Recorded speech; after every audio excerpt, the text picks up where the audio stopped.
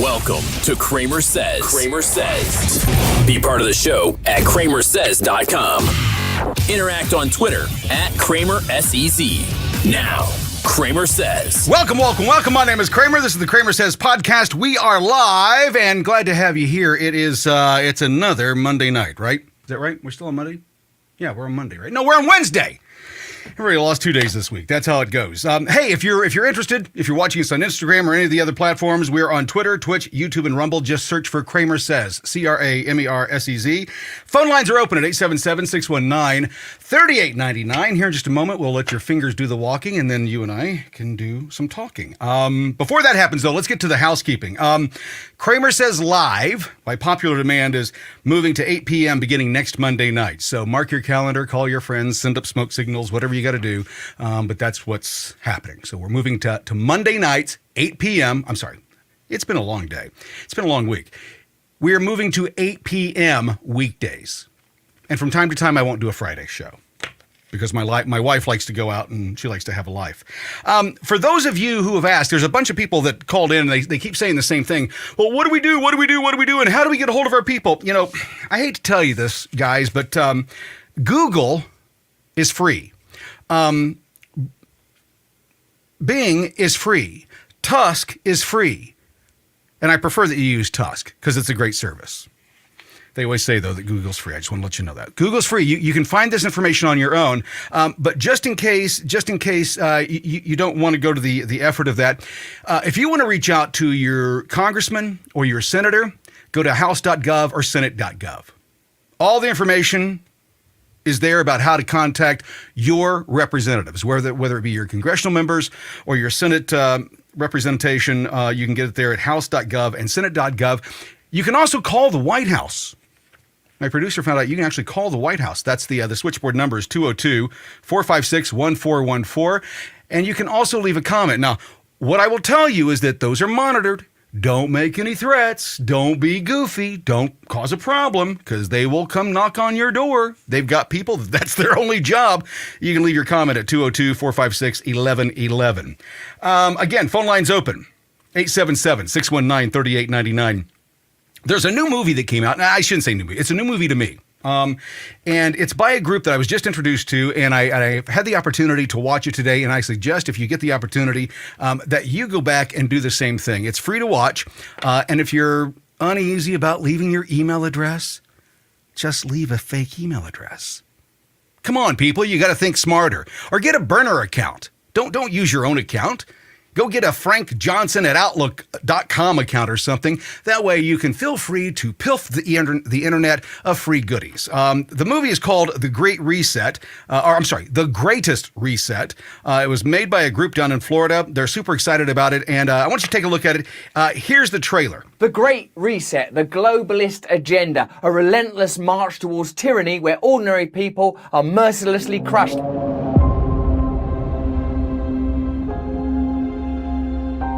The whole world changed in 1 year. You couldn't make this up. It's a science fiction movie come true. The disciples asked Yeshua, what's it going to be like in the last days? First thing out of his mouth, let no man deceive you. The enemy of humans is humans. The people in the World Economic Forum, they flock to that idea. What we want to do in Davos this year in this respect is to push the reset button. I mean, the term people are using is the Great Reset, and I think that's fundamentally clear. We're looking at something that I think we can pinpoint with Malthus, Thomas Malthus, and he's the one who decided there's just too much people using up too much stuff. Now, the world today has 6.8 billion people. That's headed up to about 9 billion. Now, if we do a really great job on new vaccines, healthcare, reproductive health services, we could lower that by perhaps 10 or 15%.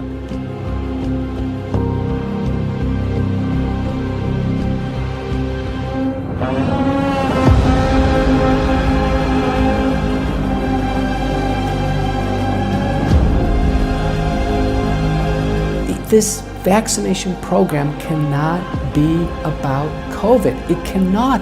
The vaccine program must have implications far beyond the virus.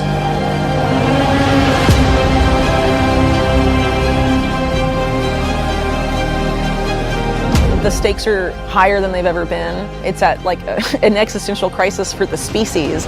The ongoing war waged by the children of darkness seems to have reached a truly disturbing point.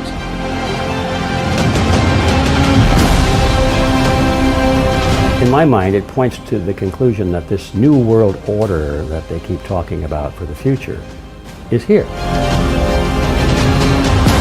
Wake up. Wake up, because you will be exterminated. They will kill you and they will not care.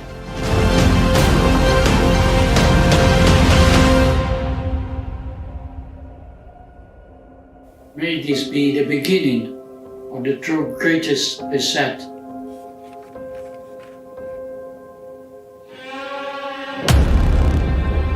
That right there, folks. Great movie. If you get a chance tonight or the next couple of days, take a look at it. It's called The Greatest Reset. You can learn more about it at greatestreset.movie. Do not add the in front of it. It's greatestreset.movie. You can watch it for free. That was the trailer. And you do have to give your email address, but use a fake one if you don't feel comfortable doing that. I know some people don't do that.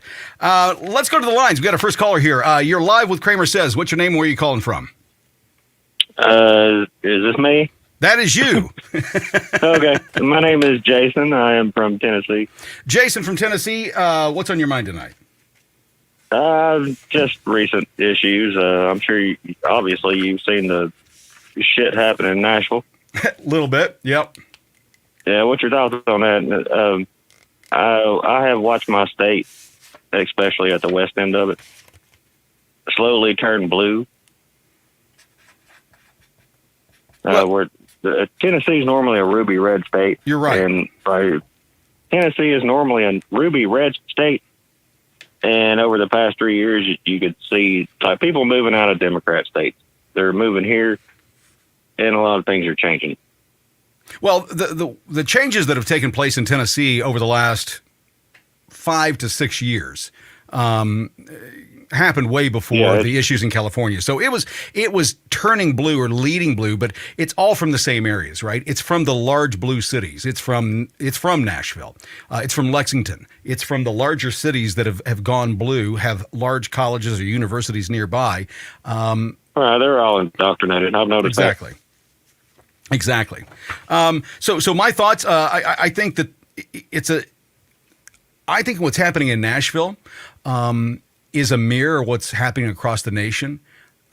We look at what happened in Louisville just a few days ago as well, and I think the same thing is happening there. I think that it's a mirror on society of what we've allowed to happen over the last 20 to 40 years of continually allowing people to do whatever they want without accountability, and then holding inanimate objects or people that had nothing to do with it responsible for the actions of others. I don't know if you saw the information on the shooting of the trans girl that shot. When I say trans girl, it's a girl who thought she was a boy. I'm not doing this game anymore of trans man. She was a trans girl, right? I'm talking to the crowd though. I'm talking to the crowd. I'm talking to the crowd here. So not you specifically. I'm talking to the rest of them. I just want to clarify because we're also on Instagram and all these other channels. So my point is this: is that she was told her whole life that she was special and could be anything that she wanted to be. And then when life didn't give her back what she expected, she lashed out. And time again, we find out that this ideology is what leads to what we see happening in Louisville, what we saw happening at Uvalde, what we saw happening. Well, they think they can get away with anything, and there's no accountability for it. Exactly. So until the accountability comes back, nothing's going to change. And nothing's going to change with the people that are currently in power, left and right. What got me so upset over the past, yesterday and today, is our state governors, they expelled these two gentlemen, and now there's no accountability for what they did. Well, so that it's just going to make it worse. Well, that's not true. That's not true. What happened there was a statement was made. Now, let me step back. I want to be real clear. I do not agree with what Republicans did here. I think it was an overreach. I really do. I think that expelling a duly elected official, the grounds for that have to be so substantial. I see your point on that, but because it'll be used as a weapon against us. That's the problem. When you overstep, when you overreach, it always comes. That pendulum swings back, and when it does, it always swings back harder than it hit the first time.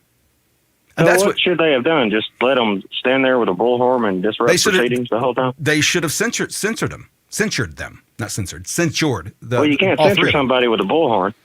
You can afterwards. You can remove them. They completely disrupted the whole building. How do you censor somebody doing that? Not censor, censure. Censure. Yeah. Okay, so censuring them is a legal term for what you do to those that are in elected positions, right? It's an admonishment of them by everybody around them. Now here's what it does. It's meaningless, right? But what happened, what the Republicans did, actually empowered Democrats to take action. You're right. I think it made it worse, but I don't know a whole lot of stuff that you know. I watched you for years, and I have nothing but respect for you. But what happened in Tennessee, I don't know how all that works. Well, here's the thing. I'll give you an example of how it works. Did you see the other day that Republicans finally put through a bill to end the COVID emergency? Yes, sir, I did it. Okay. Yeah, that was hollow. It means nothing because Joe was going to end it in May anyway. Right. So the Republicans waited 3 years to take action. Here's the thing, Josh, what we have to do is start demanding more of our leadership, those people that we put in power. We have to demand that they do their job, and we hold them accountable. They will not hold themselves accountable. Do you know how you make this? Make your voice known in Tennessee. Get a hold of your Tennessee legislature. Get a hold of your local rep. And let them know, give them your mind. See, the issue is everybody wants to blame D.C. and they want to go to D.C. and they want to do all this bullshit. D.C. is dead to we the people. It means nothing to us. It is a swamp. That's where all the money is. It's like the Constitution. It's a piece of paper until you stand up and fight for it. Exactly it. You do not have a right until you exercise it. That's how you know you have a right. You've probably seen the audits, right? The First Amendment audits of guys who go into public spaces and the police come in and say, you've got to leave. And if you don't leave, we're going to arrest you. Well, they don't have that authorization. They can't do it. And unless you stand up and defend a right, you don't have a right. Because unless you can exercise it, it doesn't exist. So that's what the people have to do. That's what the people have to do. When I get home from work, I get on Twitter and I look at, well, you're the first person I have on Twitter. So I appreciate read what you say. Half the time I laugh at it.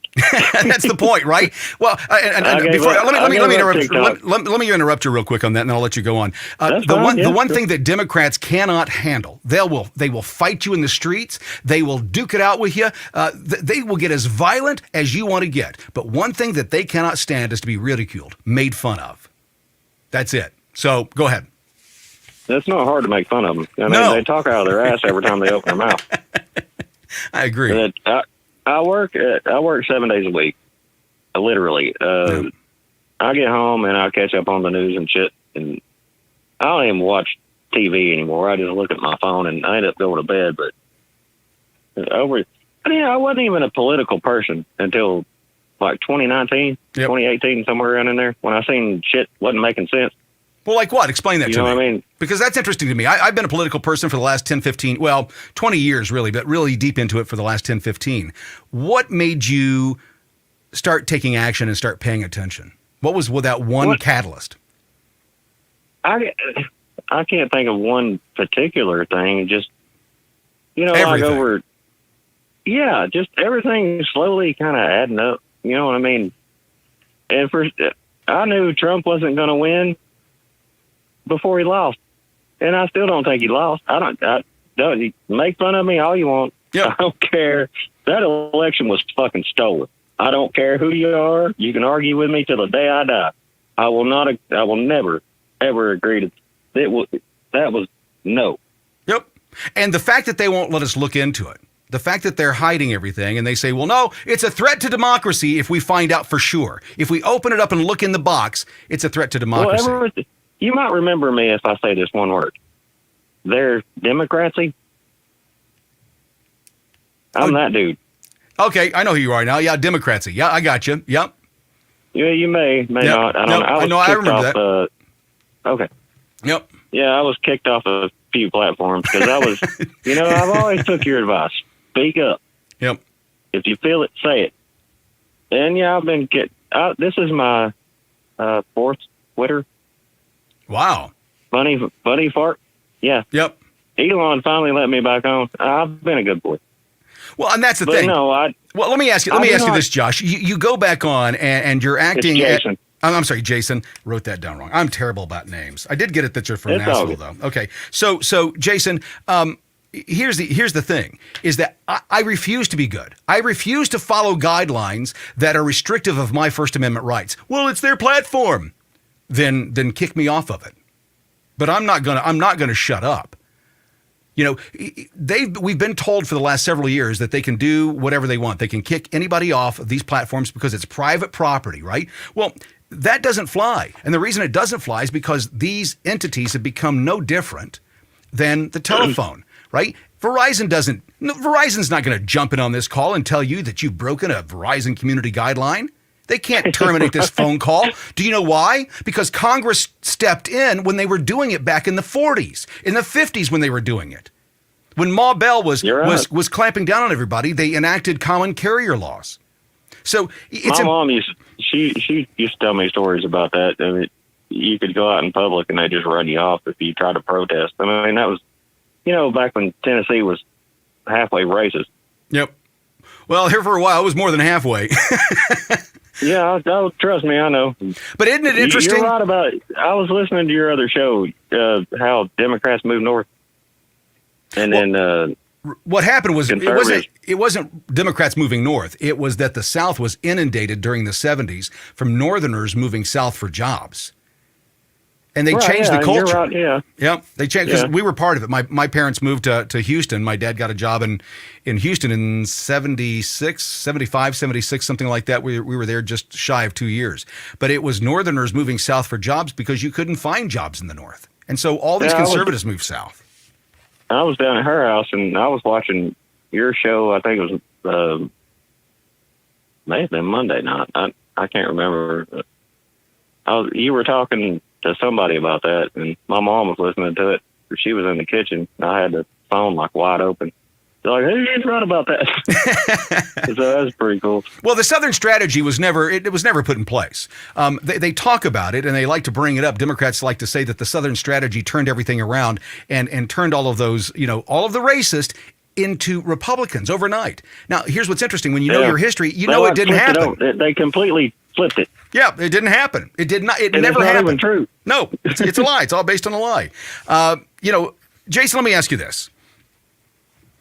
One of the things that we've been looking at, and I think that it's important to keep in mind the news that we learn on a daily basis and not forget. So I'm going to run you through a litany of things. And at what point does the American people say we're done? In right before the Hunter Biden laptop story was broken, and they said, okay, it's real. Do you remember what they divulged, what the Mueller report reported? Do you remember what they came out with? Baylor. Okay. I remember some. I don't remember all of it. Well, they revealed officially that the Hillary Clinton campaign and the FBI colluded together to spy on the Trump campaign prior to him being elected, right? They also spied on him inside the White House as president. That's what came out right before the Hunter Biden thing, and everybody swept that one underneath the rug, right? Okay, well, it's important not to forget it because everything that they're doing is to hide that fact. Everything that we're seeing today is to hide what happened in 2016 and what happened in 2020. Everything that's being done. And I think it's interesting that Steve Bannon and Matt Gaetz were on the War Room today, brought up this fact that Trump himself is the enemy of the people as far as Democrats are concerned. And now the jig is up because they've only got a year or so. They cannot not allow him to become president. Jason, thanks for calling so much. We're going to go ahead and go to this first video here. I want you to take a look at this. Bannon and Gaetz on the War Room today. I believe that they're going to have to kill Trump.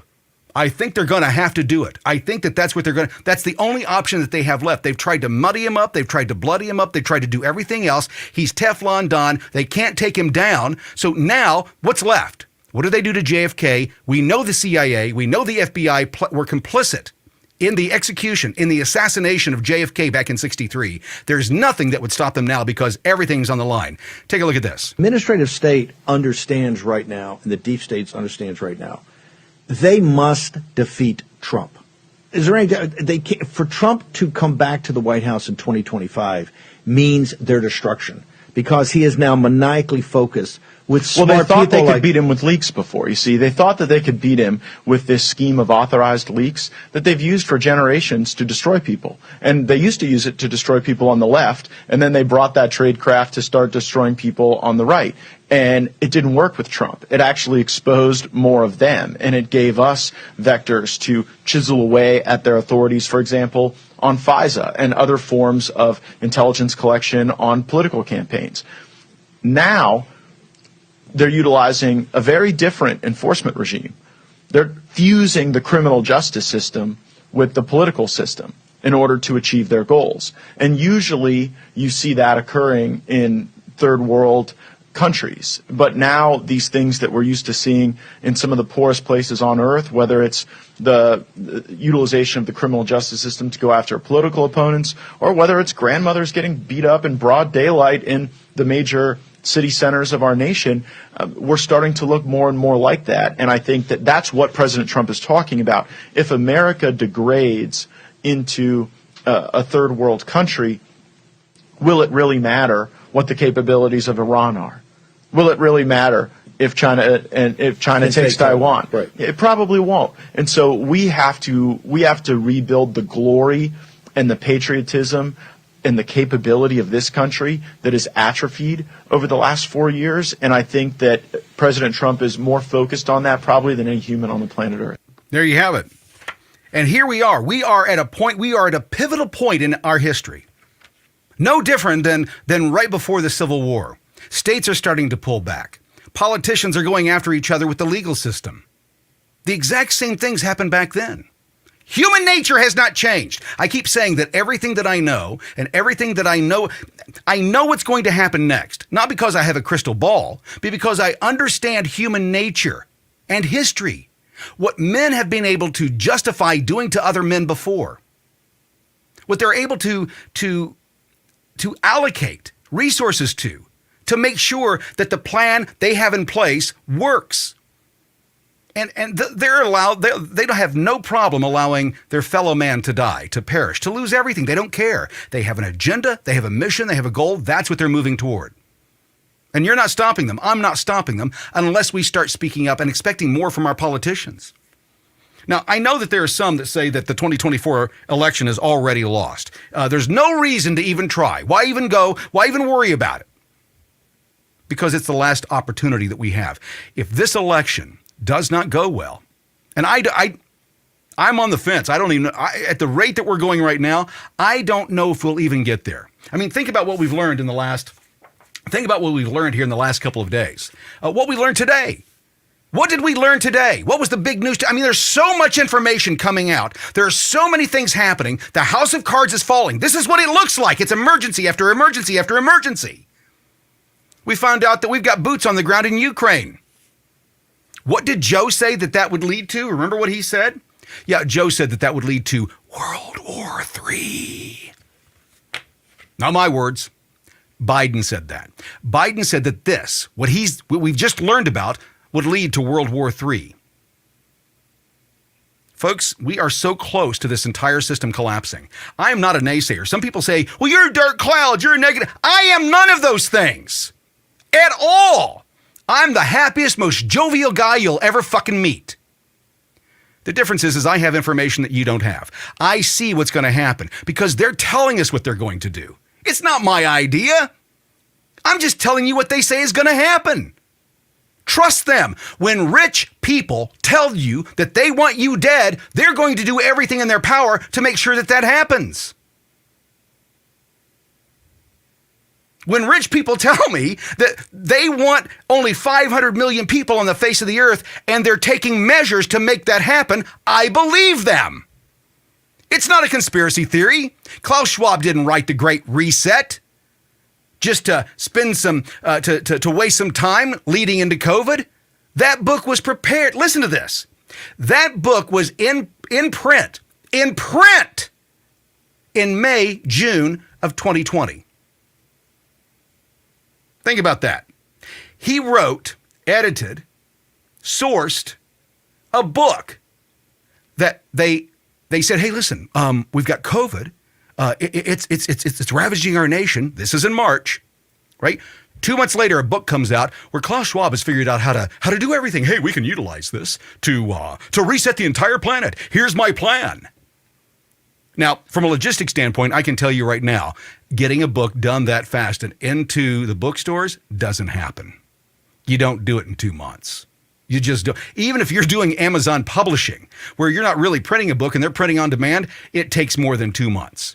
Which means they had this in place way before anything that happened in this country in March. Kramer, we already know that. No, you don't.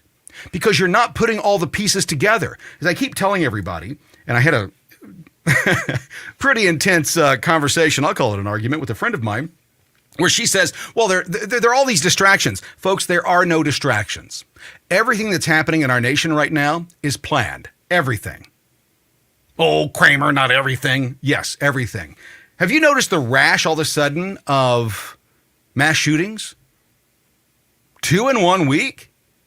It's been a few days. I guess, they're setting aside. And what have we noticed? We can't talk about their sexuality. We can't talk about their mental health. We can't talk about their gender. We can't talk about the pronouns they use. What are we allowed to talk about after these shootings?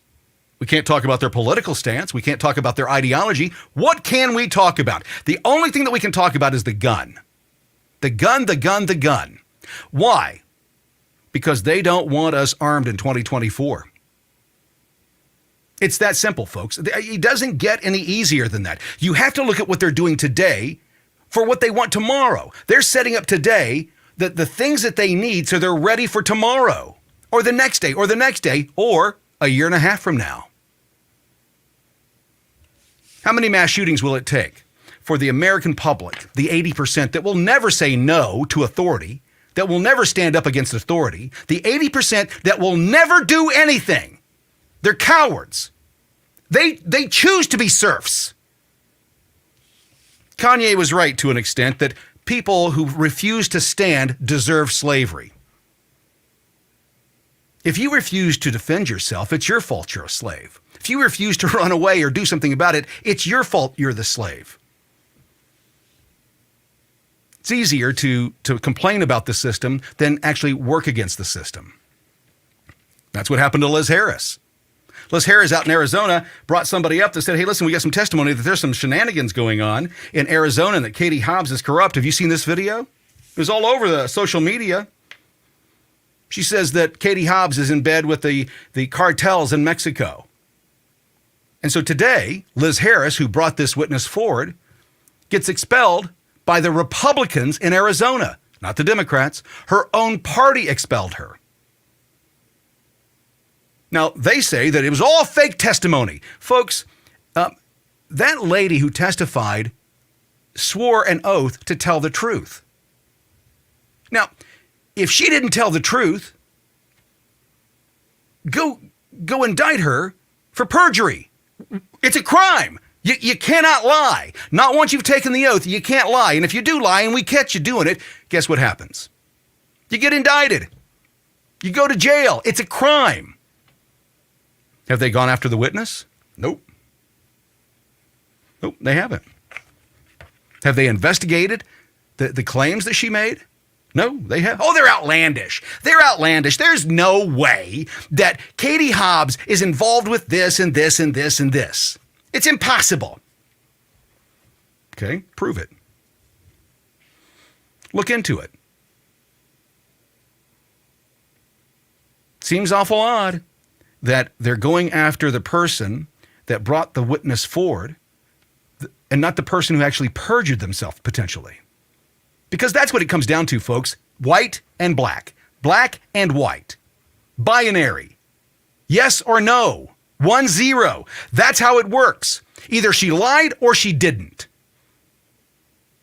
And if you can't find that she lied, then it's incumbent on our representatives to investigate the claims that she made. Do I know if she lied? I don't know if she lied. But shooting the messenger makes no sense at all. It does not make any sense at all. This is what this is what Liz Harris had to say after she was expelled. Okay. About the decision? Do you have anything to say about the vote today? Are you able to hear me? I stand on honesty and integrity. The report is a lie. So what do you say to God your fellow... knows the truth. What do you say to your fellow Republicans who voted to expel you? This was an example of how you need to toe the line. You need to toe the line. If you don't toe the line, this is what happens. Do you mind if I ask you that just one more time for me? We talked Thank to you. folks who say that this wasn't a surprise. Are you surprised by this decision? You're set free from the wipers now, Liz. I would prefer you not to get my license plate number. There you go. You open your door. Does this decision come as a surprise to you? Not with these vipers. You want me to drive you to the How car? are you feeling emotionally about this? Are you upset? Am I crying? Aren't you relieved to not have to deal with these vipers? Oh, one more. Thank you. Thank you. Representative Harris, what are your plans now? Where do you go from here? How lucky are you that you don't even have to interact with these guys anymore? Because you know they're not friendly, so they wouldn't be here. Once again,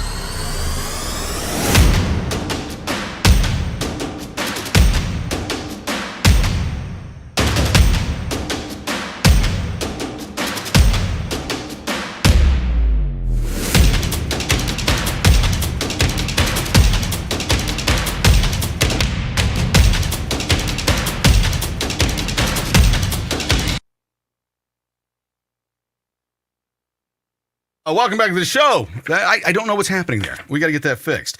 Hey, phone lines are open. 877-619-3899. Jason, thanks so much for calling in earlier. It's funny to me that the more they complain and the more they say that the Republicans are doing this or the Republicans are doing that, they keep trying to change the subject and move the goalpost and the ball and the entire field because they know the jig is up. The house of cards is collapsing. Tell you a story here real quickly. When I was a kid, I committed credit card fraud against my parents. I laugh about it now because I was 16 years old. I started college over the summer and University of Indianapolis at the time. Well, that's what it is now. It was Indiana Central at the time. And I had to drive from the west side of Indianapolis down to the south side, and I was having problems with my car. So I just stopped in at a gas station that I had a credit card for, and they said, hey, your problem is your transmission, $1,500. Do I have enough on the card to fix it? Yeah, I'll fix it. So they fixed it. Then when my mom and dad got the bill, I lied about it. I don't know why I did it. I lied.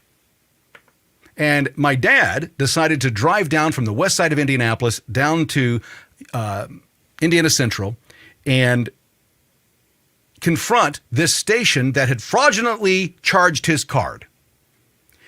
And he made me drive down there with him, behind him, follow him down there, take the car down there and to show him. This isn't the kid. This isn't the car. What are you talking about? I lied the entire time. The entire way down there. And I kept pulling over to the side. Dad, my car's not running right. And he wouldn't stop because he didn't have the $1,500 to pay the bill. He didn't know what was going on. I lied the entire time. And it wasn't until we pulled into the parking lot, before we went in to talk to this man, the man who was telling the truth, it wasn't until then that I finally came in and I said, Dad, I'm sorry, I lied. It was me. I did it. I put my parents through all kinds of hell during that period in my life. I was the black sheep. But here's the thing, folks. What it gave me is insight into how the people act when they're cornered, when the walls are closing in. I judge people based on the things that I did as a youngster when I was going through the most troubling period in my life. I had been told by my parents. My dad was an evangelical minister. My dad told me from the time I was born until 16 years old how I was going to live my life. And he was very strict. There were a ton of things that I didn't get to do. And so I rebelled. And when I rebelled, I was a hellion. I really was. I mean, if you've ever heard anything about a PK, it's true. I was that guy. My point is this. I've learned through my own actions and then the actions of the friends around me on how they act and what they did and how their lives deteriorated when they continued down the same path that I was on. I was lucky. I had mentors in my life that yanked me up and smacked me around a little bit and said, get your act together. You're much smarter than this. Stop playing this game, because if you keep hanging with these people, you're going to be exactly like them. And when a friend of mine had died through a drug overdose, this is back in 82, 83, it was a wake-up call. And I changed my life. I started to get my life together. It took a while. But I understand fully how people, when they're scared, what they're willing to do, how they can justify the actions that they're taking.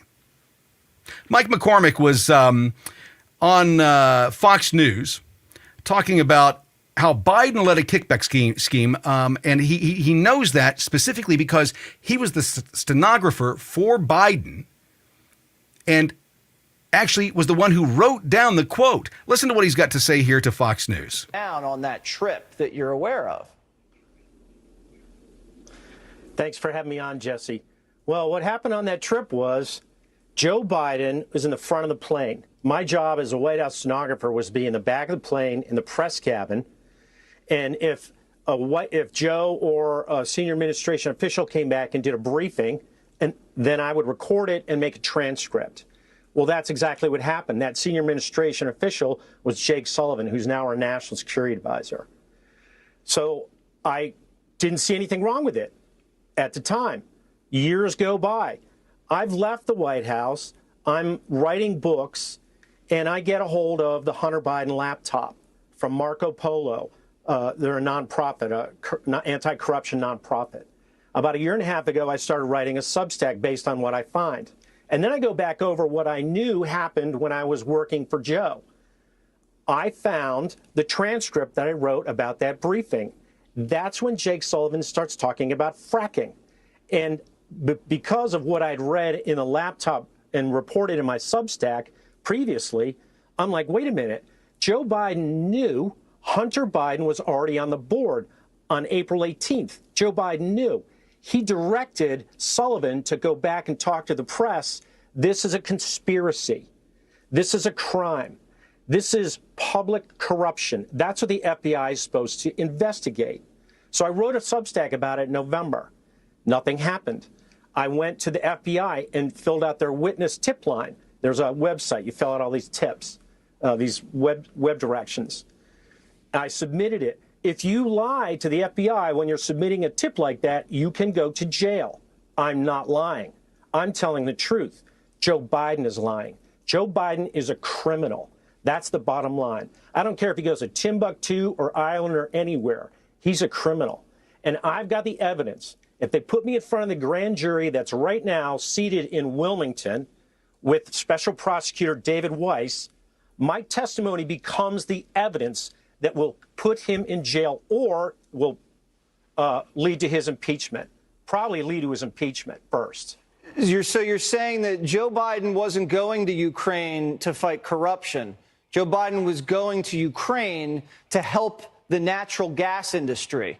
At the time, he knew that his son was on the board of the biggest natural gas business conglomerate in Ukraine. That's exactly right. You know, Hunter Biden signed up for this trip. He signed up to be on Burisma on April 18th, 2014. Well, on April 16th, 2014, what I've seen in the laptop was Hunter put a schedule, something on his daily schedule. I'm meeting Devin and Lucas. Lucas, Devin Archer's son. Devin Archer is a fellow Burisma board member at the WH at 11. That's the White House. There's photos of Devin Archer and his son Lucas in the White House. The cover story was, oh, it's a book report for my son. He's being nice with Joe Biden. That's not what it was. This was a planning meeting for them to start their kickback scheme with Burisma. And there was a lot more planning that went on ahead of it. All right. So you need to be talking, we assume, to the prosecutor in Delaware, but you haven't heard back from the FBI. Let us know if they contact you. Nothing but... I will immediately. I think they're going to start thinking about it after we talk tonight, Jesse. I think this is a big help in getting the public attention on their lack of inactivity. I mean, right now, the FBI's had this laptop for 3 years. I've had it for 1.5 years. I'm out investigating the FBI. That's not something they should be proud of. Yeah, well, I don't think they're actually doing an investigation at all. I think they're doing a cover-up, and that's pretty clear at this point. Mike, thank you so much for joining us. That is probably the biggest understatement of 2023 so far. The FBI has not done their job since that laptop got turned over to them. The people that are in charge of that, and this is how it works in D.C., they utilize that information to leverage it to get things that they want. They go up through the chain and say, "Hey, listen, I got this thing. What can I get for it?" No different than, what was his name? Abramovich? Not Abramovich? What was his name? The governor of Illinois. They got busted for trying to sell, trying to get the most he could out of Obama's seat, senatorial seat. You're live on CramerSez. What's your name and where are you calling from? Hi, Kramer. This is Lana. How are Hey, you? Lana. You're on my list to give a call this week. How are you doing this evening? I am doing well. How are you doing? I'm doing awesome. Oh boy, what's going on with our world today? I just realized that there's another war starting, almost basically, right? China invaded Taiwan, then what is happening in Israel. So I think that the world is ready to pull the trigger. Well, I agree 100%. 100%. It is very sad. I was just talking to my husband about it, and it's, again, going back to history, right? Unfortunately, seems to me that the world needs a war. Why do you say that? We need to, well, that's how you get rid of scum, I think. Only I'm afraid that, I don't know. You need something to happen. You need a revolution. Because when you attack people, they have nothing else left but to defend themselves. I believe that once something like that drastic happens and they see what's going on in the world, a lot of people get united. A lot of people say, okay, what are we going to do to survive? And they will do what is best for their survival. I agree with that. That's that's what I am thinking. Either that. Now I'm going back to, I hope that doesn't happen. You say it's like they're going to assassinate our beloved Trump. What else do they have available? What else do they have available? They can't stop him through the legal process. I don't think, of course, they can't pull any more strings. That's obvious. Now, why is that not going to happen? Because if they wanted to happen, they could have done that by now. So that's the measure. That's the measure of last resort. No different than Kennedy. Right? It wasn't until Kennedy came out. Kennedy came out and said specifically, "I'm going to destroy the CIA and scatter their ashes to the four corners of the earth." True. Trump has said the same thing. I want to make people understand. What Trump said by draining the swamp is the exact same thing that that Kennedy said. Well, the thing is that Kennedy. I could perhaps we can only guess. That Kennedy did not have, he was loved. He was loved by people. He was loved by, I don't know. I could only say that he was probably loved by certain governments. Well, he was one of the most revered Democrats of all time. He was one of the most revered presidents up to that time. No different than Trump today. Happened, anyhow, what I was about to say, I don't know much about Kennedy in terms of his ruling and the way I thought he was beloved by many.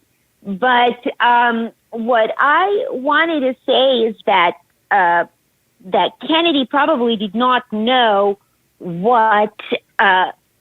Oh, can you guys hear me? Okay, I don't know. All right. So what I am trying to say is that Kennedy probably did not know that they were after him, that they were conspiring against him. Trump does know that. Trump has been attacked so many times. And I have a feeling that Trump probably has something written somewhere that says, if I get assassinated, or if something happens to me, or if I supposedly commit suicide, which I will never do, these are the people to blame. Right. And if something like this, in case of my sudden death, this is what should come out. Kind of like a dead man switch. Yeah, so I think they're afraid. I think they're really afraid what is going to happen after Trump dies, and if they kill him, what is going to come out. So they cannot kill him either. They're desperately trying to shut him down. But they can't because they have nothing on it. Well, I think what's interesting is that when you go into the street and you do a man on the street interview, we've got some of these coming up here soon, it's amazing to me that people, all colors, all races, all backgrounds, heights, sizes, everything, every measurement you can have, everybody that we've run into so far, the vast majority, they may not agree with Trump. But what they say is they think that he's being railroaded and they think it's un-American. That's what I think is most important. Exactly. Yeah, oh, absolutely. A lot of people are saying, I'm like, you don't have to love the guy. But I talk to some people, I'm like, okay, but what is it that you don't like about him? And the first thing that comes up, he's racist. Right. I'm like, okay, give me something else. Right. If he's not racist, then he's sexist. Okay, please give me something substantial. Like, is there anything solid that you can give me? Like, how about his policies? How about things that... Right. Well, his policies were okay, but I didn't like who he was. I don't care about who he was back, in, 30, 40, 50, whatever years ago. Yep. I don't care. What I care is that this person is straightening things up. He is bringing us to where we should be and could be. It's really, really sad to see where the United States is heading, and can we really recover from this? That's the question. Now, we do need a revolution of some sort. We need people to wake up and start doing something. Now I'm going back to that World War II and how World War II ended in Italy, if you know. Yep.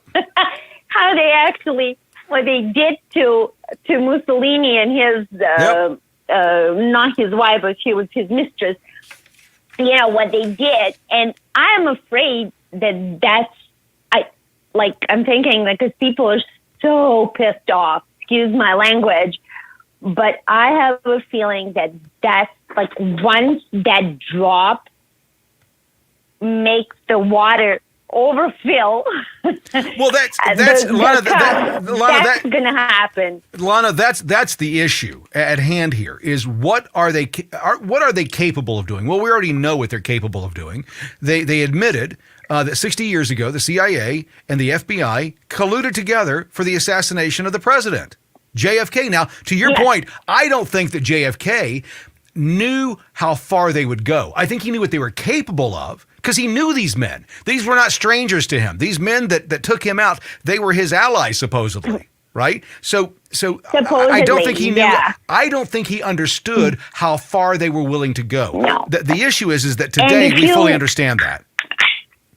And again, if you want to watch and find out more about what happened with his death, Kennedy's death, please watch Dark Legacy.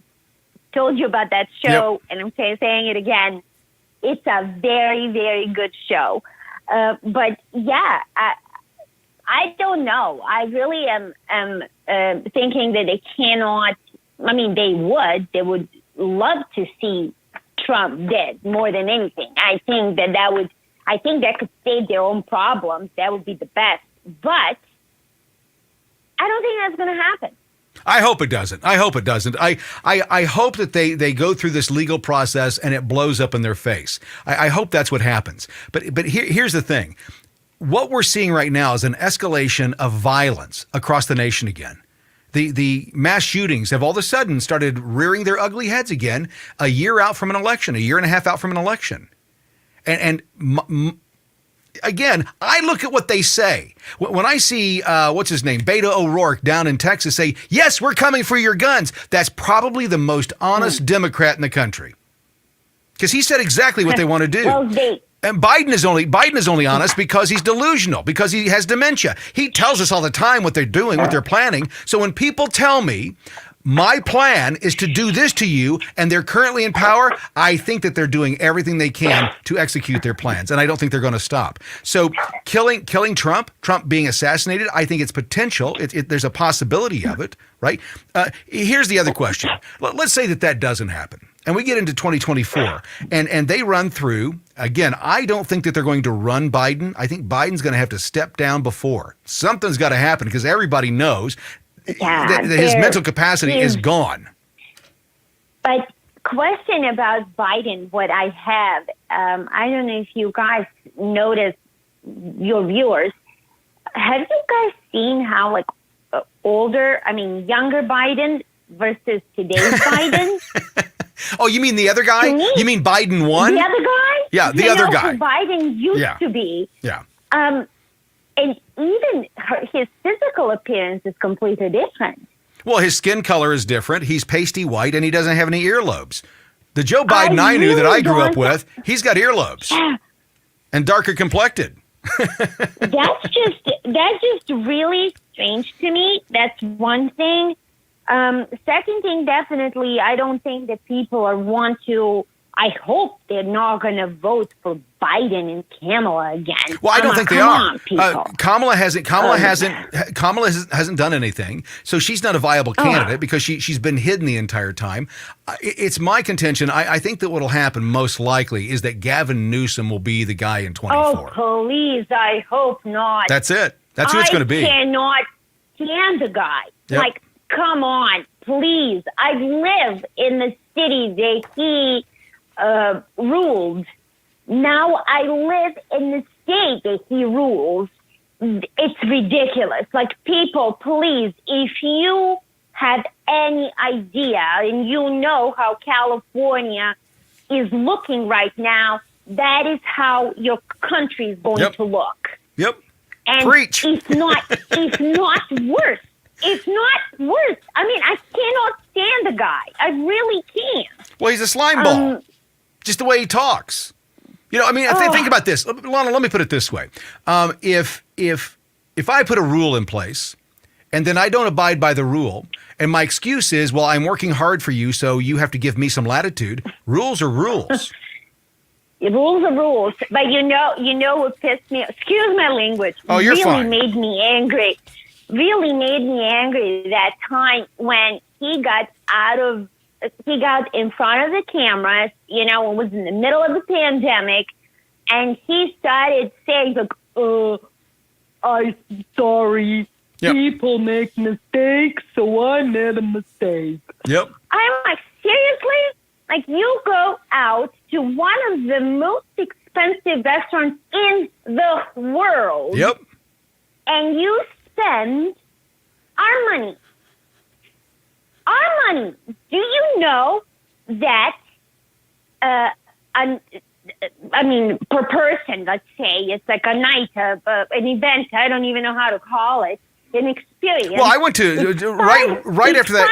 $500 per person minimum at French Laundry. Right. That's what minimum. Yep. And there were 12 people there. You people do the math. Yep. And I am just like appalled by that. Well, it's no different. It's no different than Lana, it's no different than what Biden did in D.C. And I cannot remember the name of the restaurant. Biden got busted for not wearing a mask at a restaurant that's right on the Potomac in Jamestown. Now, here's what's funny. I had been there 2 days previous. I'd been there, I think, on a Thursday night, and he did this on a Saturday. So it was 2 or 3 days later that this happened. They were extremely strict with masks. You couldn't walk out of the room. You couldn't walk out of the room that you were eating in into the open area and go to the restroom without wearing a mask. So again, it shows that it's rules for thee, not for me. By the way, I didn't go. I didn't pay for that night at that restaurant. That's another $500 a plate restaurant. A plate. Yeah. Yeah. I didn't pay for that one. I was a guest. It's insane to me that the rules don't apply to them. They didn't take our guns away. I mean, then that's their plan. That's what's sad about it, is that all these innocent lives are lost because they want to, and they have been pushing this agenda for quite some time. Ever since 9/11, people don't kid yourself. Yeah.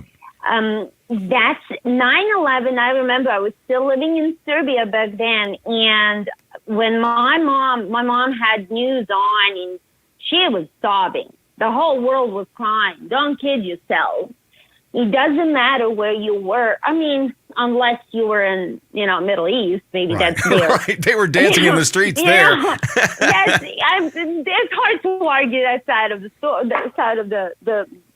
story. Yeah, but yeah, it was a very sad day, and what saddens me even more so is to think that the government could be behind it. Well, That's what I am. I think it's sad, but I don't think it's a maybe. I think they absolutely are. Lana, thanks so much for calling tonight. We're moving on. We're going to close things up here. My wife told me to stop running overtime. She wants me done by 11 o'clock, and so I'm going to wrap it up here at 11 o'clock. Starting next week. Starting next Monday, CramerSez Live will come up. We'll start at 8 p.m. Monday through Friday. And from time to time, I may not do a Friday show. I may not do a show on Wednesday or Thursday or Friday. You know what I'm talking about. We are moving forward. We got some big things happening. I do want to say this. Over the last, and I want to be, this is heartfelt. What I'm about to say is from my heart. A few weeks ago, on a TikTok account, I can't ever remember which one it is. On my TikTok account, I put out a call for people to get me in touch with Peter Thiel. And it was amazing. I got a couple of calls. I got some people that reached out, and they either didn't have the access, they just wanted a conversation, I don't know. But I talked to them, and nothing happened. But in the last 3 to 4 days, the path to Peter Thiel has been opened. Folks, things are changing in this country. There's a reason why everything is happening. There's a reason why we're doing what we're doing. And those doors that we're asking for are being opened because the American people see that what has to happen next is so American that it'll open everyone's eyes in the country when people of all colors, all races, all religions, all backgrounds come together to do one thing, defend freedom. That's what the world will see. Over the last several weeks, Democrats have been selling one thing over and over and over again, that we're banning books. Republicans aren't banning any books. For anybody over 18, what we've done is we've taken them out of schools. They're being taken out of schools because they're inappropriate, because that child could not buy that book on their own because it's obscene material. Oh, Kramer, obscene? Yeah, for a child it is. Children should not be able to get the same stuff that you can get in a sex shop. You've got to be 18 to walk in those doors. Why is it okay for our school systems to provide that kind of stuff? We're getting involved with a number of different things. I've got one. I've got a thing that we start probably Friday. Thursday or Friday we're going to start it. I'm not sure yet. We're waiting for the rest of the information. But all I will tell you is think James O'Keefe. Some big things coming. Super excited about what's going on. Can't wait to tell you more about it. This is CramerSez Live. We do it every weekday night, except for Fridays from time to time. And we're starting to do it at 8 p.m. next weekday, or next week. We'll do it starting at 8 p.m. It's been a long day for me. This is the other thing. The other reason I got to do it early is because I get so tired at the end of the day that I can't friggin' talk. Let me bring this up real quick before we close out. I wanted to talk about this. If you need to reach out to anybody in government, you want to leave a message for your senator, your congressman, or so on, and you don't know how to do it, this is where you start. Go to house.gov or senate.gov, and that will get you to your congressman or your senator. You just go to the state. You can find everybody. You'll find your district, all of that. You can also call the White House. If you want to get a hold of somebody there and leave a message or leave a comment, you can do that. The switchboard, you can call at 202-456-1414, and the comment line is 202-456-1111. So for those of you that are too lazy to go out and use Tusk or Bing or Yahoo or Google, you don't have any excuses anymore. Again, every weekday night we're doing this. Thank you so much for joining us. I can't wait to see you tomorrow night, and we will see you then. Bye-bye. Get more at CramerSez.com. CramerSez.com.